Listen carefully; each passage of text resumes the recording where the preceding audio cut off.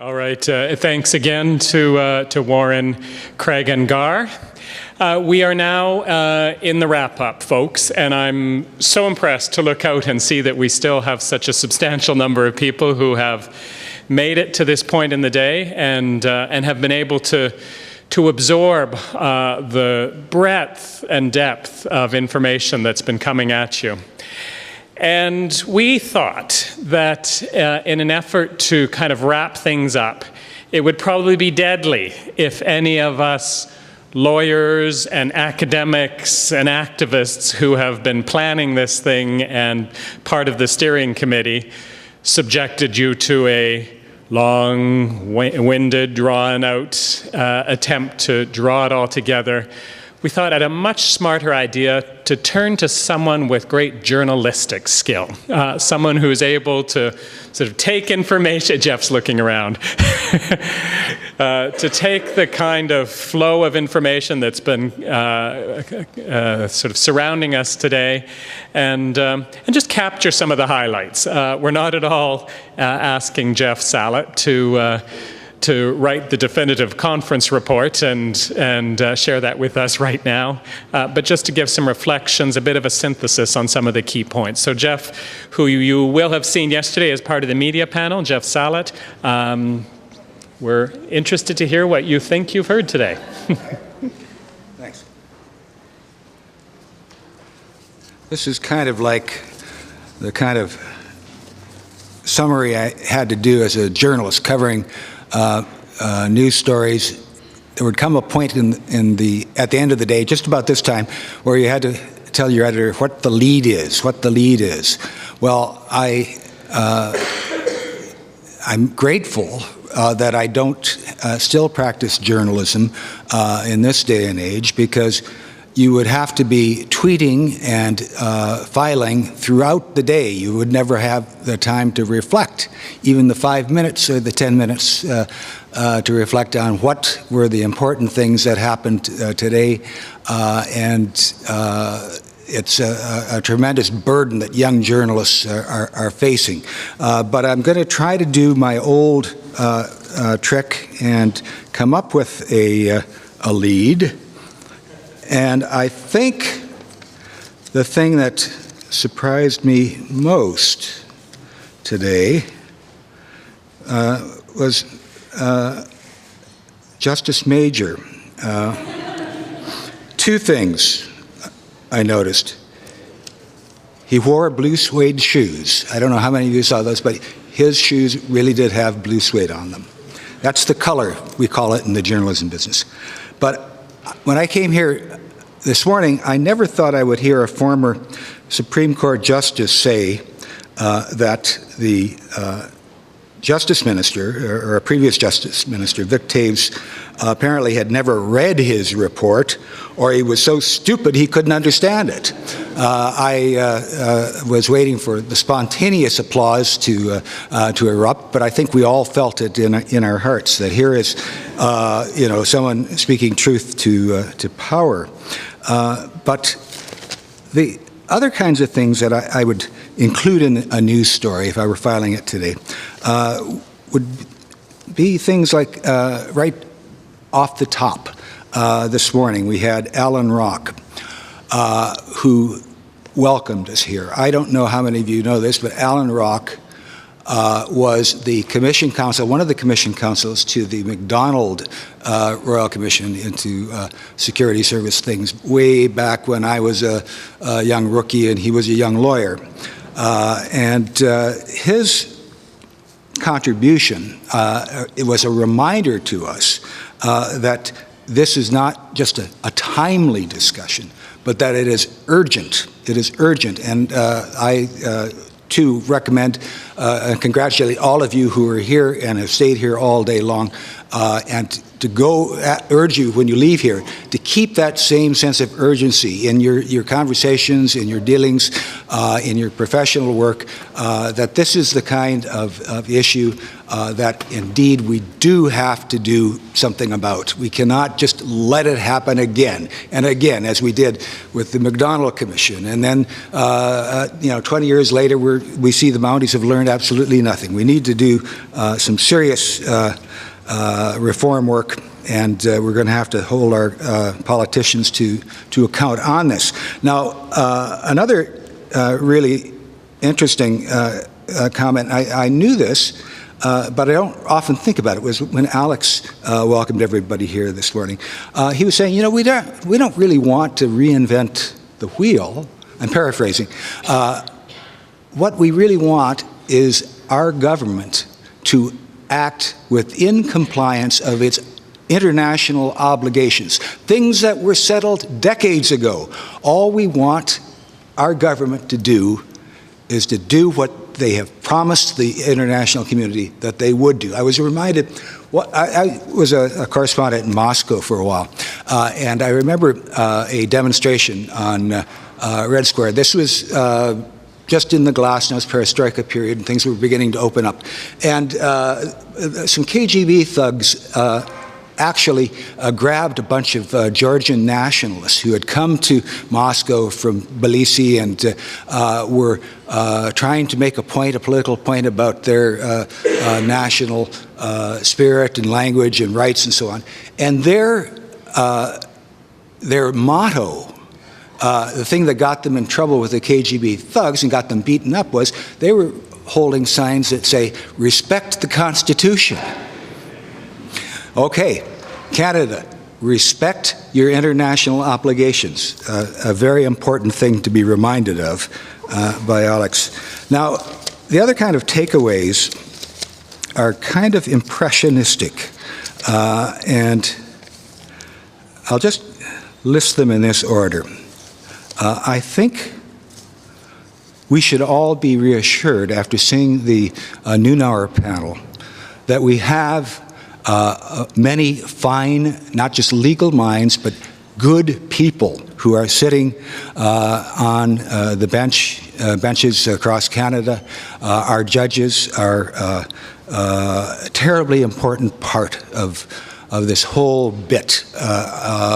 Yes, they are looking at events retrospectively, but we know that at the end of the day, if we still have enough money to litigate and we haven't been derailed by other things, at the end of the day, our judges generally get it right. And we should be very thankful that that's the case in this country, because believe me, I have been in many countries where that's not the case. Where legal decisions, countries where legal decisions were based on political connections or even outright bribery. We do not suffer from that. Now, the judges panel also was interesting. We heard a real kind of confession by Justice Iacobucci, who said that very often there have been instances where judges have been co-opted by the system, speaking specifically about secrecy and national security and what can be made available. Now, he also said that the glass, he prefers to see the glass half full, because now we have had, a couple of decades of jurisprudence since the Charter of Rights, and we do know that our judges are looking more and more at these questions, and they're looking to previous judgments for guidance. We've got more jurisprudence in this area, and okay, it's been a long time coming, but we're making progress. And Judge Iacobucci also said that we should have some kind of a follow-up independent review of the recommendations that come from commissions of inquiry. You cover these things. People like me, you spend an awful lot of your life sitting and listening to hearings and reading reports when they're issued and so on. But try to get an editor interested in a story about something that didn't happen. You know, the government didn't adopt this recommendation, and that a year or two after the fact, editors have very short attention spans. They want to know, well, what? Yeah, okay, that's fine. That's too bad. So getting some kind of an independent body, or perhaps even getting a commission council to have a mandate that would extend for maybe a 5 or 10-year period to annually do an audit of the recommendations and what has been implemented. That would be a very useful peg for journalists to write stories that would remind people of where we are and where we aren't yet.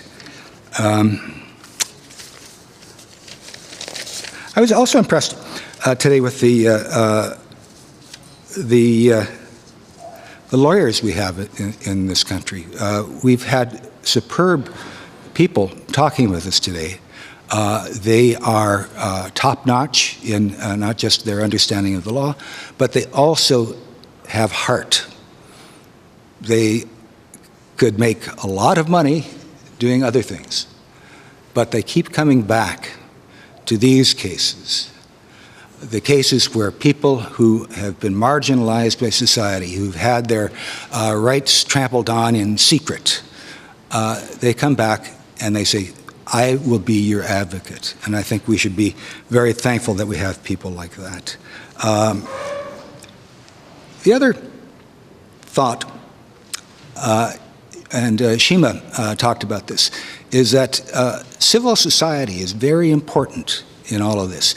And the fact that you are here is evidence that civil society does care. I think fundamentally Canadians are good people.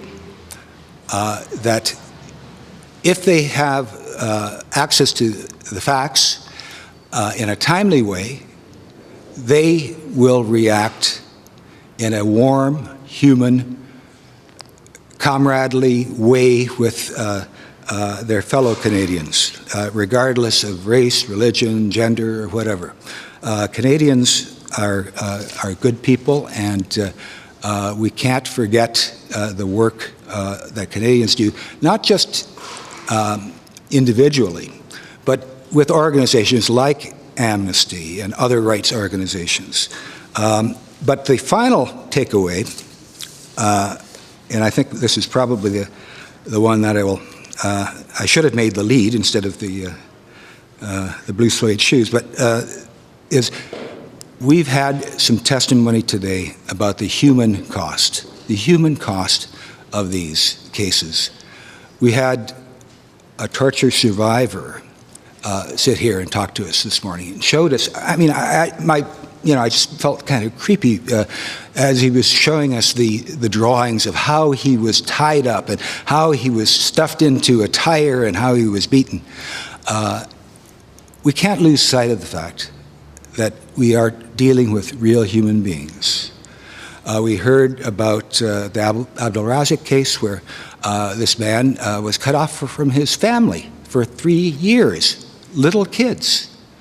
The Arar case is the one that I probably know the most about, or the one at least that I've written the most about.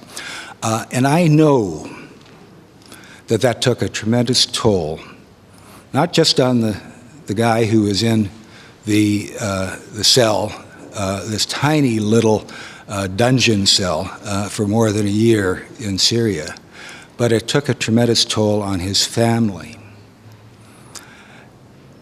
And there's never going to be an end for these people, the people who've been victims of the security state, victims of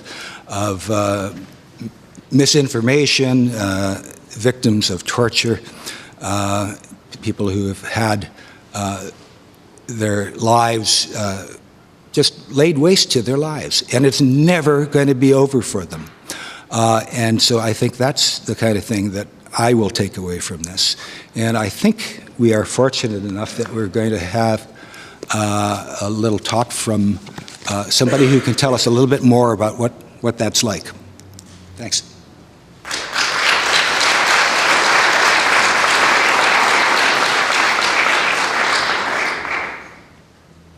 Thank you, Jeff. We were right asking a journalist to do this synthesis.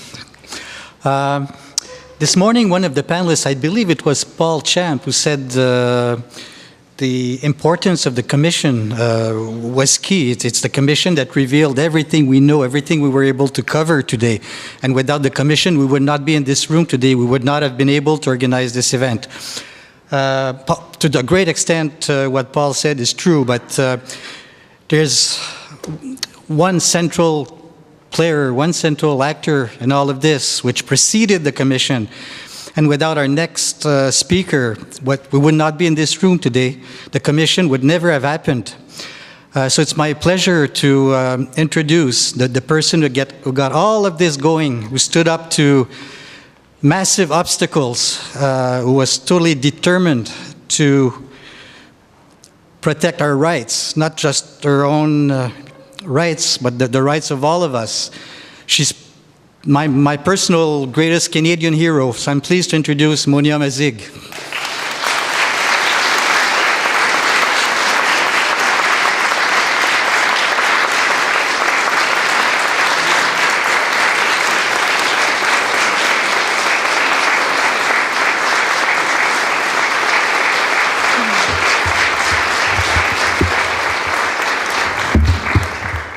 Here we go. Thank you. Thank you very much. Dear friends, dear organizers, dear volunteers, dear guests, good afternoon. Chers amis, chers organisateurs, chers bénévoles, bonjour. Let me start with a quote from George Bernard Shaw. The Irish playwright once said, "Success does not consist in never making mistakes, but in never making the same one a second time." Thank you for inviting me to speak at this conference. This conference is important, I think, for three main reasons.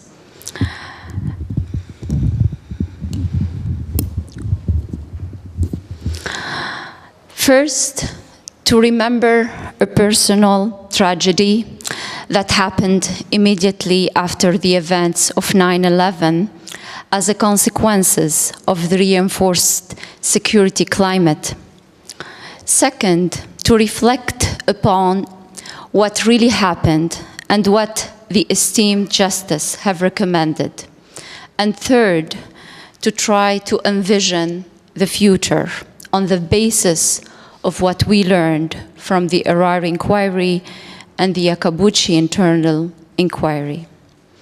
In this little time that is left of the conference, I'm not going to go back and repeat what have been said.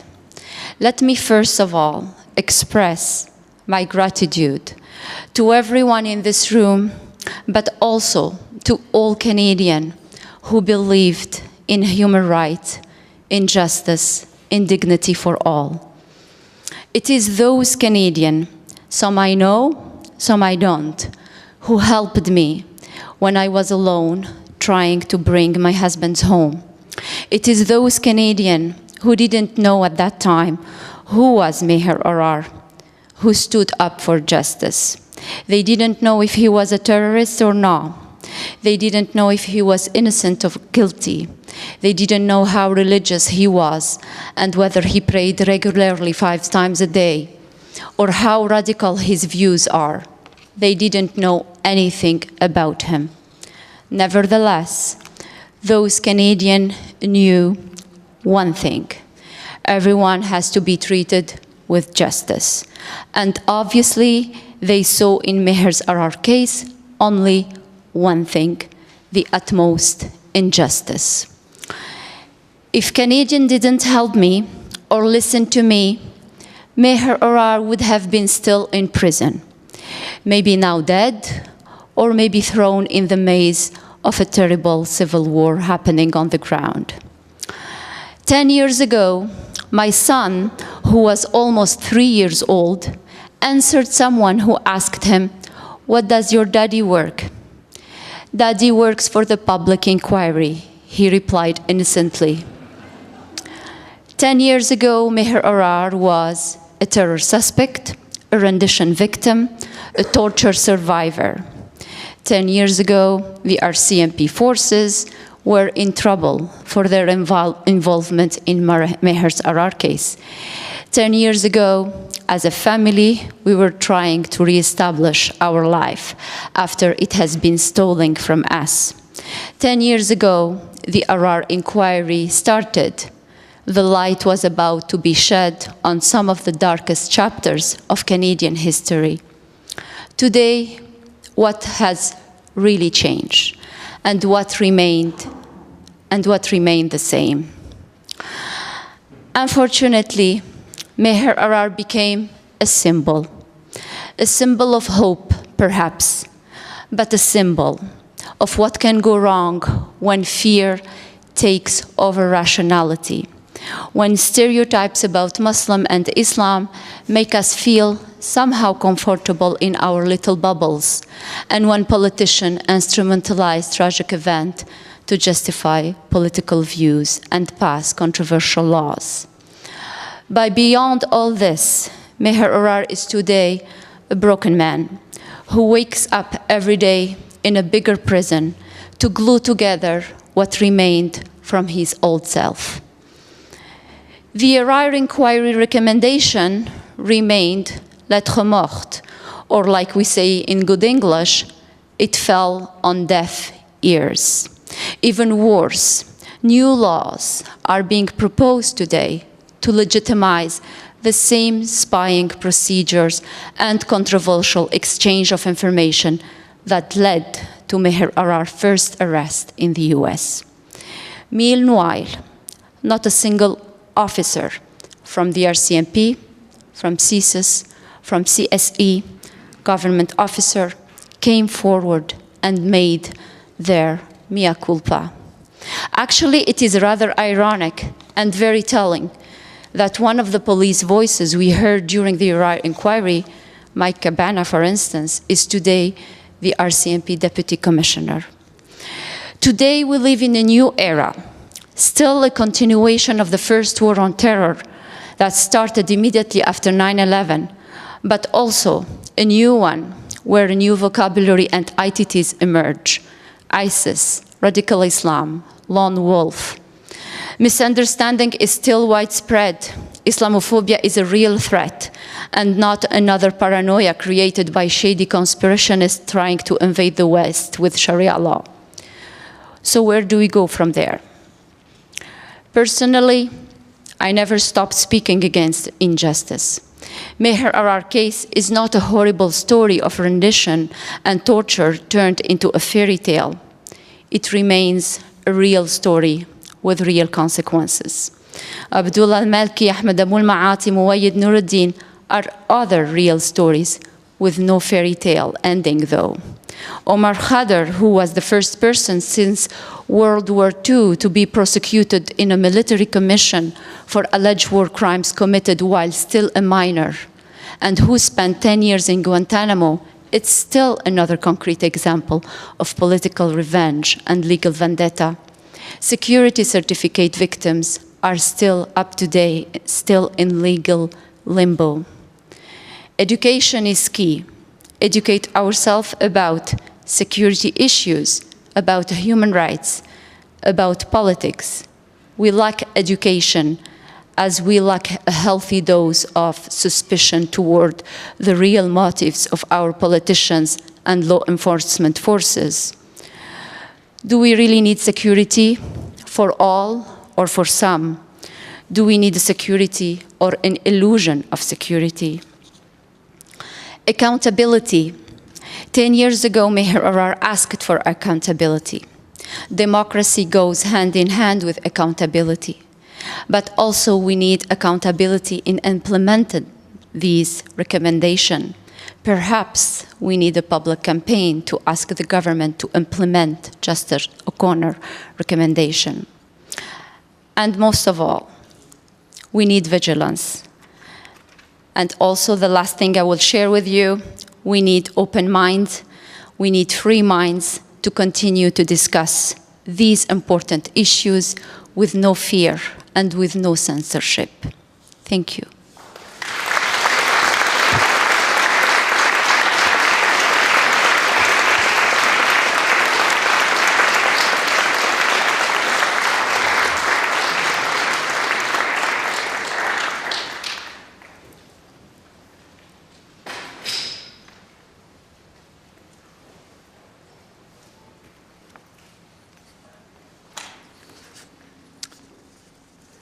Distinguished contributors and participants, ladies and gentlemen, my name is John Packer. I'm the Director of the Human Rights Research and Education Center. And it's my distinct privilege now just to say some closing remarks before we can enjoy a glass of wine together. It's been a full day, and it's now for me to express some thanks and to share a few words of closing before hopefully we will also continue our discussions. It's evident that this has been an important, perhaps a historic day, with, I hope, a positive impact on our country, on our democracy, and on our freedoms. To begin, let me thank our co-organizers, Amnesty International, the International Civil Liberties Monitoring Group, the Center for International Policy Studies, as well as the University of Ottawa for the use of this venue. And of course, let me thank our sponsors who stepped up to contribute funds needed to cover the costs, notably the Canadian Association of University Teachers, the Canadian Union of Postal Workers, and the Public Service Alliance of Canada.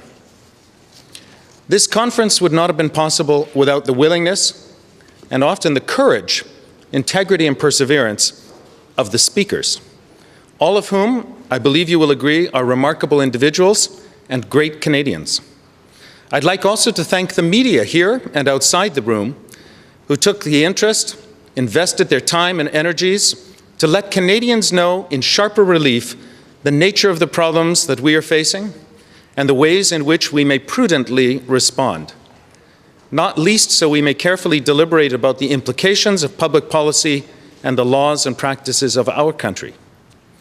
In addition, I'd like to thank all of those fellow citizens who today, and often every day, engage and organize in small NGOs and community groups to raise their voices, speak out about the challenges, to hold to account those we've entrusted with public responsibilities, and ultimately to protect and promote all of our human rights and fundamental freedoms. Their work is precious, for which we all benefit.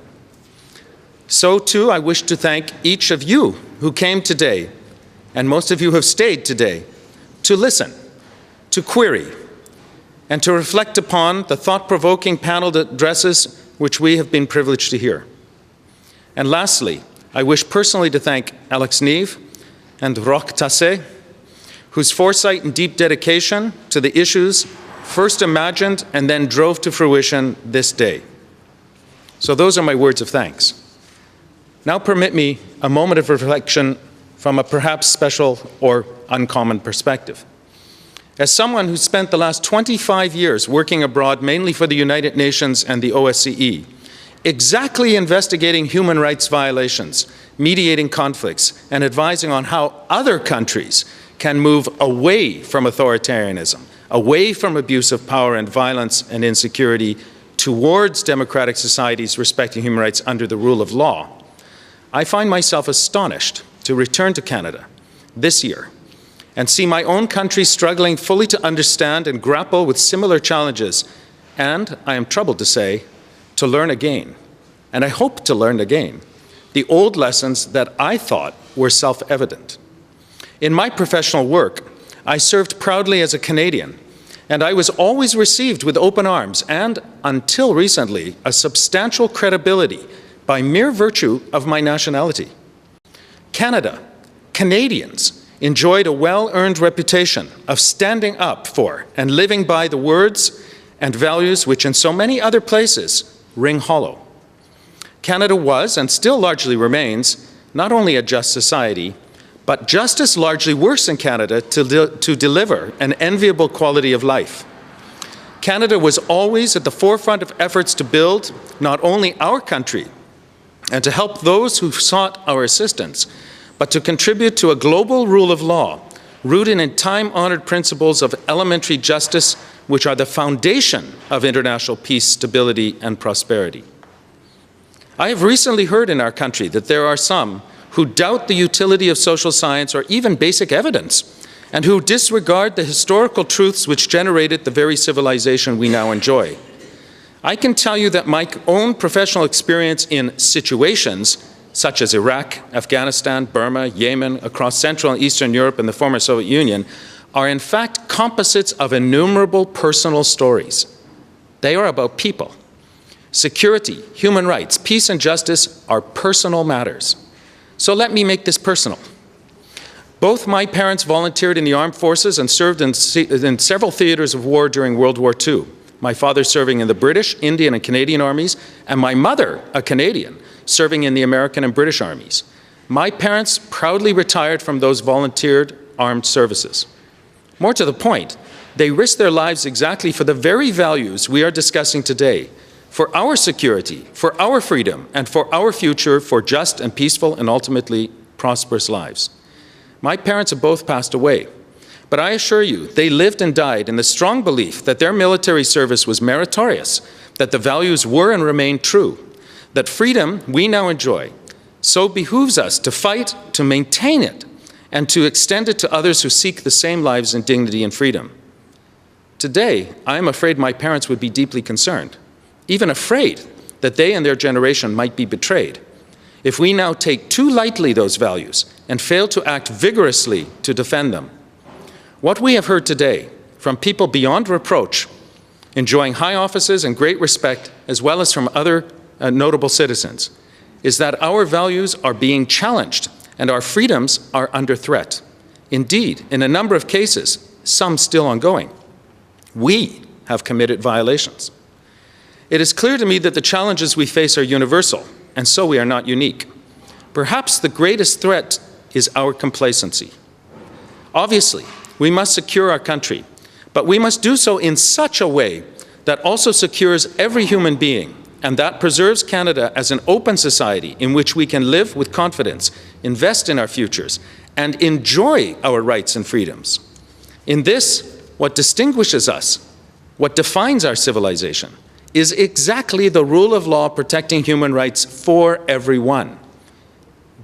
That we assert these, uphold them both in law and in fact, and promote them energetically. To hesitate, to prevaricate, or surrender is a betrayal which would render my parents dumbfounded. In the words of Churchill, the price of freedom is eternal vigilance. Listening to the stories of Abdullah and Sophie, I was cold and shaken. I refuse to accept this in my country, in our country. That is not the kind of society for which my parents fought. That is not the kind of society in which I wish my children to grow or to live. And that is not the kind of society which we can or should be. There is a bright line which separates just and unjust societies, and one of its features is the prohibition of torture, that we condemn those who practice it and refuse ever to participate in it. Let me conclude by stating that the juxtaposition of security and human rights implies a false dichotomy, that these values are in necessary opposition. The lessons of history tell us that real, effective, and enduring security of persons, of our values, of our country, and of the international order is achieved exactly by means of the scrupulous respect for human rights and fundamental freedoms for everyone under the rule of law. In the absence of these, none of us is secure. Thank you for your attention and best wishes.